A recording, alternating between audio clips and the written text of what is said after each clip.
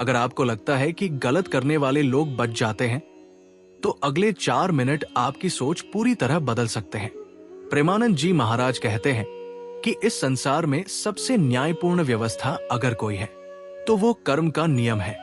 आज कोई व्यक्ति गलत रास्ते से धन कमा ले, किसी को धोखा दे दे, किसी का अधिकार छीन ले, तो कुछ समय के लिए ऐसा लग सकता है कि वो सफल हो गया।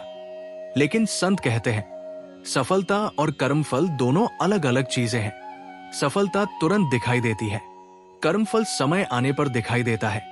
यही कारण है कि कई बार मनुष्य सोचता है कि मेरे साथ ही ऐसा क्यों हो रहा है, लेकिन वो भूल जाता है कि जीवन केवल आज का हिसाब नहीं है, कर्मों का हिसाब बहुत गहरा होता है।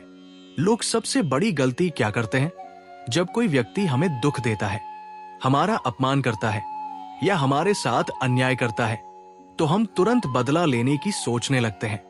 लेकिन संत कहते हैं, जिसे कर्म दंड देने वाला हो, उसे आपके बदले की आवश्यकता नहीं है, क्योंकि कर्म का नियम कभी छुट्टी पर नहीं जाता। कई लोग सोचते हैं कि किसी ने हमारे साथ गलत किया और वो आराम से जीवन जी रहा है, लेकिन हम केवल उसकी आज की स्थिति देख रहे होते हैं, उसका पूरा जीवन नहीं। कर्म का फल कब मिलेगा, कैसे मिलेगा, किस रूप में मिलेगा, ये मनुष्य तय नहीं करता, ये प्रकृति का नियम तय करता है।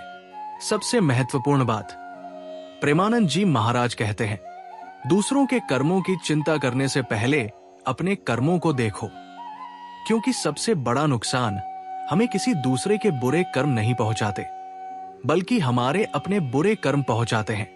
अगर हम सत्य, दया, सेवा और भगवान के नाम का सहारा लें, तो धीरे धीरे हमारे जीवन में भी सकारात्मक परिवर्तन आने लगते हैं। यही कारण है कि संत बार बार अच्छे कर्म और नाम जप पर जोर देते हैं। याद रखिए, कर्म कभी पीछा नहीं छोड़ते। जो हम आज सोचते हैं, जो बोलते हैं और जो करते हैं, वही कल हमारे जीवन का भविष्य बनकर सामने आता है।